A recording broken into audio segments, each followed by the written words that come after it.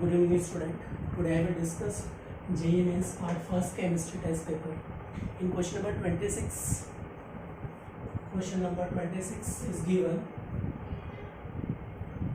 2 sodium, 2 Ag, Cn whole twice plus zinc to produce Na2 Zn Cn4 plus 2 Ag silver. Now we can calculate oxidation number of silver. Now 2 sodium is present, 2 silver is X, or 1 silver is charge is -1, so 4 silver is -4 charge equal to 0. So 2x is equal to plus 2x is plus 1. So oxidation number of silver is +1 and oxidation number of silver is 0. That means reduction of silver. In zinc, 0 oxidation number goes to plus 2 oxidation number, it is oxidation. Now it is example of red oxidation. It is answer will be first answer is correct. Question 26 answer A will be correct. बाकी इसी option में देखिए, कोई भी option match नहीं कर रहा है. बी ऑप्शन में देखो, ये तो हो गया ए ऑप्शन. बी ऑप्शन में देखो, बी ऑप्शन में क्या दिया है, ये दिया है barium oxide red with H2SO two formation of barium sulphate BSO4 plus H2O2. Now oxidation number of barium is +2, barium +2, no change in oxidation number. Sulfur is +6, oxidation number, no change in oxidation number. Oxygen is -2, oxygen is -1, oxygen is -2. No change, only reduction is possible. -1, -2, oxidation is possible only. Hydrogen +1, no change in oxidation number. It is not example of red oxidation. It is simply -2 convert to -1. It is example of oxidation reaction, not red oxidation. Redox, that means oxidation as well as reduction दोनों होना चाहिए. एक का oxidation, एक का reduction होना चाहिए. Okay, clear हो गया. क्वेश्चन 27 को देखो.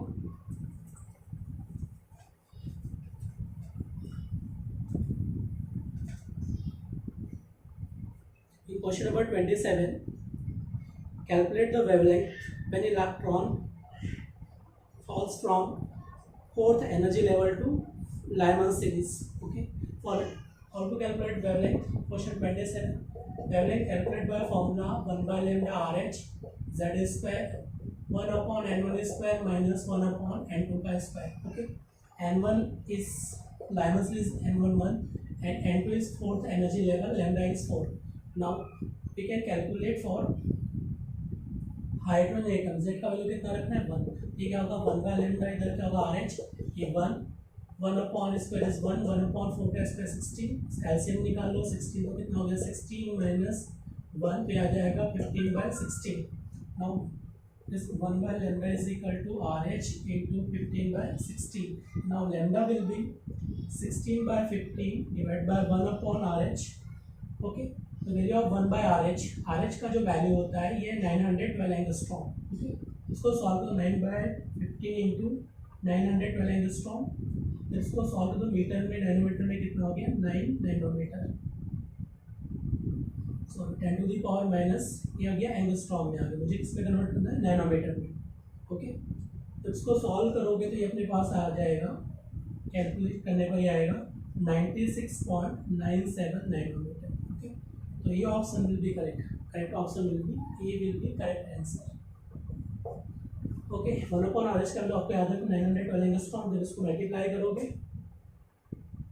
तो ये अपने पास आएगा 9.7 एंगस्ट्रॉम में. नैनोमीटर में कितना हो जाएगा, ये बन जाएगा 96.97 nanometre. Okay, now question number 30 को देखो. Question 30.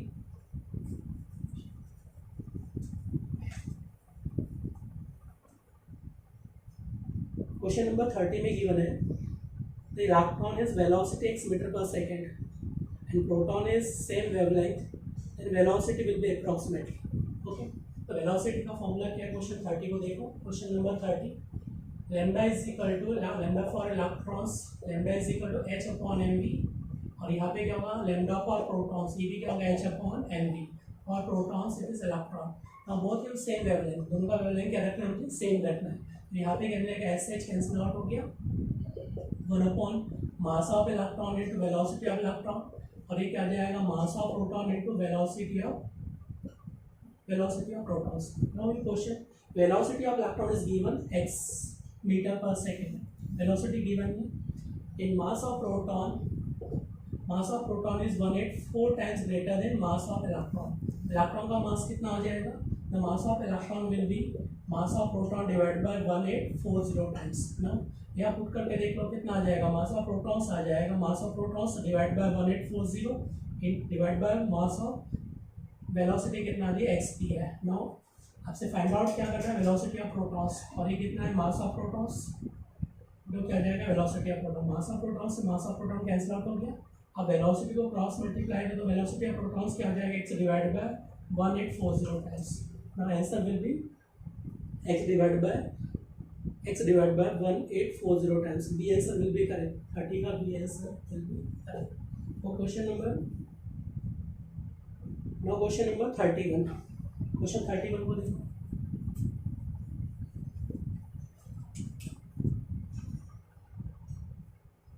The Cl4 negative ions. Here Cl4 negative ions. Question number 31. Now it's hybridization. How to calculate hybridization? Total number of balance electron central atom कितना है 7 प्लस ये कितना हो गया 4 plus 1 divide by 2 कितना हो गया 12 बाय 2 कितना हो गया 6. 6 का मतलब क्या होगा sp3d2 हाइब्रिडाइजेशन. ओके, तो हाइब्रिडाइजेशन क्या बनेगा इसका, ऑक्टाइडल स्ट्रक्चर ड्रॉ करेंगे. नाउ अपने पास क्या रखना है, यहाँ पे फ्लोरीन को यहाँ पे रखना है, फ्लोरीन फ्लोरीन फ्लोरीन क्या होगा फ्लोरीन, और वह नेगेटिव चार्ज एक इलेक्ट्रॉन से एक लॉन पेयर को यहाँ रख देगा इज एन नेगेटिव चार्ज के फॉर्म में. आप देखेंगे स्ट्रक्चर जो बनने वाला वो क्या बनना है, स्क्वायर प्लेनर. क्या बनेगा, square planar structure will be form. It form square planar structure. It form square planar structure will be form. ये क्या बन रहा है, स्क्वायर प्लेनर स्ट्रक्चर बन रहा है. ओके,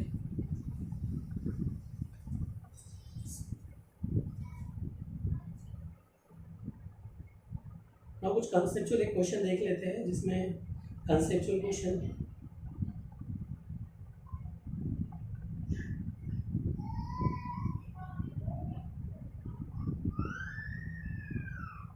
क्वेश्चन 42 को देख लीजिए. क्वेश्चन 42 में क्या गिवन है आपके पास, a gaseous mixture of ethane and ethene. आपको उसको मिक्सचर गिवन है C2H6 प्लस C2H4 का मिक्सचर गिवन है. इसका आपके पास एसटीपी कंडीशन पे वॉल्यूम दिया है 28 लीटर है. एसटीपी कंडीशन पे मिक्सचर का वॉल्यूम गिवन है. ओके, वॉल्यूम ऑफ मिक्सचर कितना दिया है 28 litre. The mixture required 28 gram O2 for complete combustion. The mole fraction of ethane will be. आपको फाइंड आउट क्या करना है, mole fraction of C2H6 find out करना है. ओके, तो सबसे पहले आपको इक्वेशन लिखना है. स्टेप फर्स्ट में कंबसन रिएक्शन लिखो. तो कंबसन क्या होगा, C2H6 O2 से रिएक्शन करके क्या बनाएगा CO2 plus H2. Okay, carbon कितना है 2 तो 2 CO2 हो गया. हाइड्रोजन कितना है 3 तो कितना हो गया 3H2. कार्बन एटम बैलेंस हो गया कितना है 3 + 4 7, तो ये क्या हो जाएगा 7/2. नाउ मिक्सचर C2H4 को कंबसन करो. कंबसन पे क्या मिलने वाला है CO2 प्लस अगेन क्या मिलेगा H2. कार्बन कितना है 2 तो यहाँ पे कितना मिलेगा 2. हाइड्रोजन कितना है 2 तो यहाँ पे क्या मिलेगा 2. अब ऑप्शन काउंट कर लो, ये कितना हो गया 4 + 2 6 तो क्या मिलेगा 3. नाउ उसके T0 टाइम पे इसकी कंबसन में A मोल मान लिया, T0 टाइम पे इसके B मोल मान लिया. ओके, नाउ इसके 1 मोल से कितना कंबसन के लिए कितना चाहिए 7/2. ए मोल के लिए कितना O2 का रिक्वायरमेंट होगा 7A/2 mole O2 is required. इसके बी मोल के लिए कितना चाहिए 3, तो बी के लिए कितना चाहिए 3B mole O2 will be required. Okay, आपको पहले इक्वेशन बनाना है. इसके ए 1 मोल के लिए 7/2 तो ए मोल के लिए 7A/2. इसके बी मोल के लिए कितना हो जाएगा 3B मोल रिक्वायर्ड. इसके मोल कितने रिक्वायर्ड होंगे 3B. नाउ अब आपके पास जो गिवन है मिक्सचर में C2H6 और इसका जो एसटीपी वॉल्यूम दिया 28 लीटर. कितना दिया 28 litre volume is given. Okay, अब आपसे पूछा क्या इसमें, मोल फ्रैक्शन फाइंड आउट करना है. Mole fraction of ethane will be. तो सबसे पहले आपको इक्वेशन बना लो. A मोल प्लस B मोल कितना 28 divide by 2.4 litre. Equation first इसको सॉल्व करो तो आ जाएगा 1.25. इक्वेशन फर्स्ट बना दिया. तो total mole of mixture in total mole of O2 will be required. तो ये कितना आ जाएगा 7A/2 और ये कितना हो जाएगा 3B. ये अपने पास टोटल मोल वेट कितना गिवन है इसका 130 128 ग्राम O2 का अमाउंट गिवन, तो कितना हो जाएगा 128 डिवाइड बाय 30, तो ये अपने पास आ जाएगा 4 मोल। इक्वेशन सेकंड बना लिया, इक्वेशन बना लिया। तो यहाँ पे टोटल मोल आप A plus this 1.25 total volume of total mole of O2, कितना अमाउंट है O2 का 120 डिवाइड बाय 4 मोल आ गया। अब इक्वेशन को सॉल्व करो। इक्वेशन फर्स्ट को आपने 3 से मल्टीप्लाई करना है, किससे मल्टीप्लाई करना है 3 से, तो ये कितना हो जाएगा 3A प्लस क्या बन जाएगा 3B, और यहाँ पे क्या मिलेगा 1.25, और इक्वेशन में कितना है 7A/2, और यहाँ पे कितना है 3B क्या है 4 के इक्वल है। अब क्या करना है, ये second equation first equation second equation में सब्ट्रैक्ट करो फर्स्ट इक्वेशन को डिगेट, ये क्या मिलेगा 3 कैंसिल आउट हो गया, 4 में से 1 ए बन जाएगा 3.75, 3 से मल्टीप्लाई करो कितना बन जाएगा 3.75, इसको माइनस करो कितना हो गया 0.25 ये आ गया, और ये कितना हो जाएगा 3.5 में से 3 को माइनस किया तो क्या मिल जाएगा 0.5, ये 3 मिलेगा 0.5 ये 2.5 के इक्वल, तो ए का वैल्यू कितना हो गया 0.25 डिवाइड बाय 0.5 ये क्या मिलेगा 0.5, ए का वैल्यू क्या मिलेगा डिवाइड कर, ये कितना मिलेगा आपको 1/2 0.5। इसका मतलब है इस मिक्सचर में ए के मोल कितने आए 0.5, तो बी के मोल कितने हो जाएंगे, बी के मोल इसमें से माइनस कर दो 1.25 में से, तो कितना आ जाएगा 0.75 इसके मोल आ गए, इसके मोल कितने आ गए 0.5 मोल आ गए। ठीक है, अब how to calculate mole fraction. अब मोल फ्रैक्शन कैलकुलेट कैसे किया जाता है, मोल फ्रैक्शन कैसे कैलकुलेट करोगे, number of moles of methane के मोल इथेन के मोल कितने 0.5, टोटल मिक्सचर के मोल कितने 1.25, इसको सॉल्व करेंगे तो आ गया 0.4, answer will B mole fraction will be 0.4। Okay,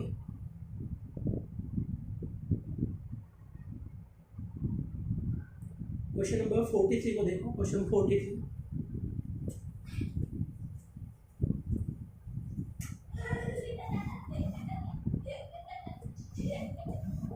question number 43 is given Cl2 plus S2O3 2 negative ions to produce SO4 2 negative ions plus Cl negative। Okay, यहाँ पे क्लोरीन कितने हैं 2, तो बैलेंस कर दो 2, सल्फर कितना है 2, तो बैलेंस कर दो 2। अब यहाँ पे काउंट करो ऑक्सीजन कितना 8 है, यहाँ पे कितना है 3, तो डेप्थ साइड कितना ऑक्सीजन 5, तो जितना डेप्थ साइड है उतना वाटर मॉलिक्यूल अटैच कर दो, इधर कितना होगा 5s2, अदर साइड में जितना हाइड्रो डेप्थ साइड है उतना H पॉजिटिव अटैच कर दो। अब ये बन जाएगा 10H पॉजिटिव। बेसिक मीडियम में बैलेंस करने के लिए क्या करना होता है, जितना H पॉजिटिव है बोथ साइड उतना है OH निगेटिव आयन अटैच करना होता है, ये कितना हो जाएगा 10 OH निगेटिव आयंस, ये मिला के बन जाएंगे 10 वाटर मॉलिक्यूल्स, ये क्या बना लेंगे 10 वाटर मॉलिक्यूल्स। ओके, तो बोथ साइड आपको OH निगेटिव अटैच करना है, जितना H positive both side OH negative आपने कितना ऐड कर दिया यहाँ पे 10, यहाँ पे 10 ऐड कर दिया, 10 वाटर मॉलिक्यूल है, जब 5 से 5 वाटर मॉलिक्यूल कैंसिल आउट हो जाएगा, फाइनल इक्वेशन क्या मिलेगा आपको 5s2, और यहाँ पे क्या मिलेगा 10 OH निगेटिव, जो फाइनल बैलेंस इक्वेशन मिलेगा 10 OH निगेटिव आयंस, ये मिल जाएगा Cl2 plus S2O3 2 negative ions to produce 2 SO4 2 negative ions plus 2 Cl negative ions, ये आपको फाइनल बैलेंस इक्वेशन मिल जाएगा। इनिशियल मोल किसके कितने कितने गिवन है वो देखो, स्टार्टिंग 0.15 मोल ऑफ Cl2, तो Cl2 के स्टार्टिंग मोल कितना दिया 0.15, आपके पास थायोसल्फेट के मोल कितना दिया है 0.01 मोल थायोसल्फेट के दिए हैं, and 0.03 mole of OH negative ions, तो इसके जो आपके पास दिया 0.3 मोल इसके गिवन है, ये T0 टाइम पे initial number of moles given है, ये क्या होगा 0 0 मोल। आफ्टर सम टाइम जब इक्वेशन बनाएंगे तो क्या मिलेगा 0.3 माइनस x, 0.15 माइनस x, ये क्या होगा 0.01 माइनस x, इधर क्या मिलेगा 2x, इधर क्या मिलेगा 2x। Now how to calculate value of x, आपको LR कैलकुलेट करना, how to calculate limiting ratio, the ratio of given mole divide by coefficient, तो इसका LR देखो कितना आ रहा है, यार है 0.01 सबसे लिस्ट इसलिए आ रहा है, इसका 0.15 इसका कितना आ रहा है 0.03 आ रहा है, 0.3 डिवाइड बाय 10 इज 0.03, तो सबसे कम किसका LR है, x का वैल्यू क्या होगा LR के इक्वल लिमिटिंग रेशियो के इक्वल हो जाएगा। ओके, तो यहाँ पे आपके पास जो वैल्यू है वो कितना मिलेगा 0.01 मल्टीप्लाई बाय 10, ये मिलेगा 0.1, तो रिमेनिंग मोल कितना मिलेगा OH निगेटिव आयंस की 0.3 माइनस 0.1 इज 0.2 मोल, ये मोल मिलेंगे मिली मोल में कन्वर्ट करने के लिए आपको 1000 से मल्टीप्लाई करना है, 0.2 मल्टीप्लाई बाय 1000 ये बन जाएगा 200 मिली मोल, तो remaining mole of OH negative ions will be 200 ml, answer will B 200 ml। Okay,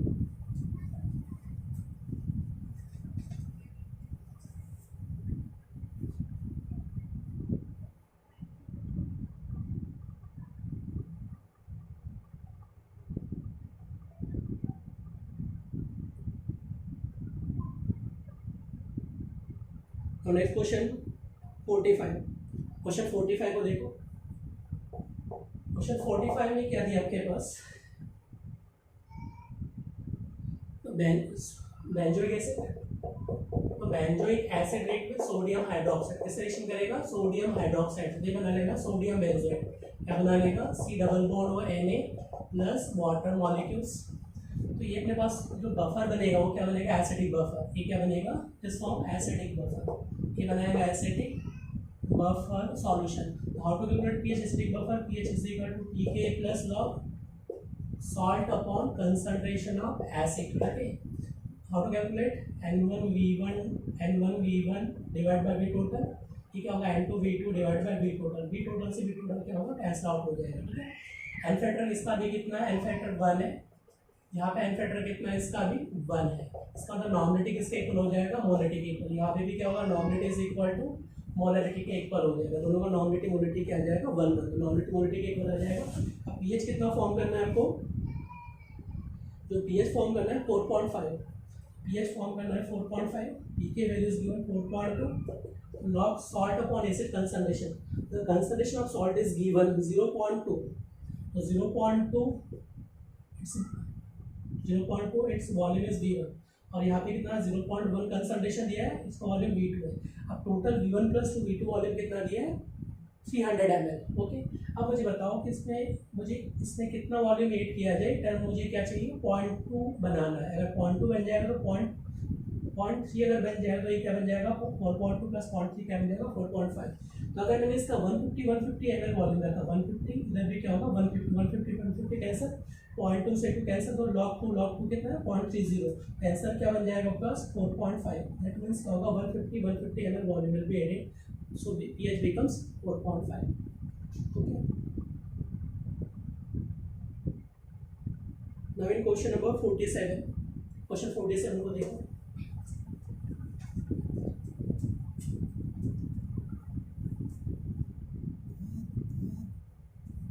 Question number 47, now PCl5 it give PCl3 plus Cl2, okay. Now starting 2 mole of PCl5 is given, P0 इसके मोल कितने हैं, 2 मोल दिए, इसके 0 मोल दिए, ठीक है।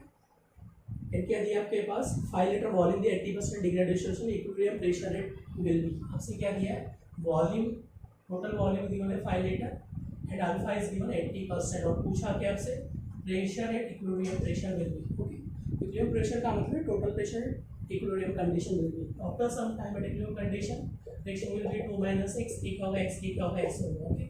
How to calculate value of x, nx is equal to a alpha, n क्या है, कोफिशिएंट कितना है 1, x मुझे कैलकुलेट करना है, इनिशियल मोल कितना है 2, अल्फा कितना दिया 80%, तो ये क्या होगा 80/100 0.1, x का वैल्यू कितना आ गया 1.6 आ गया, okay.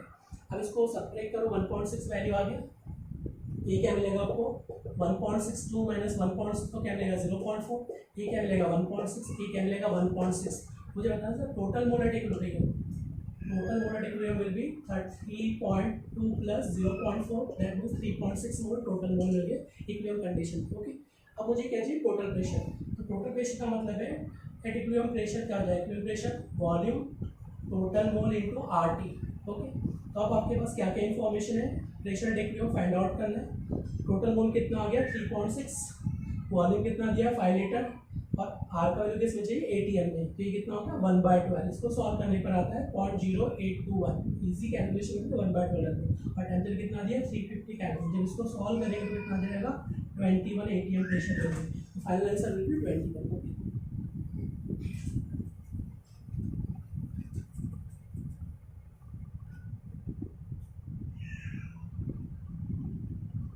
Now in question number 49, how to calculate total number of spectral line, calculation of total number of spectral lines, n2 minus n1 plus 1 divided by 2.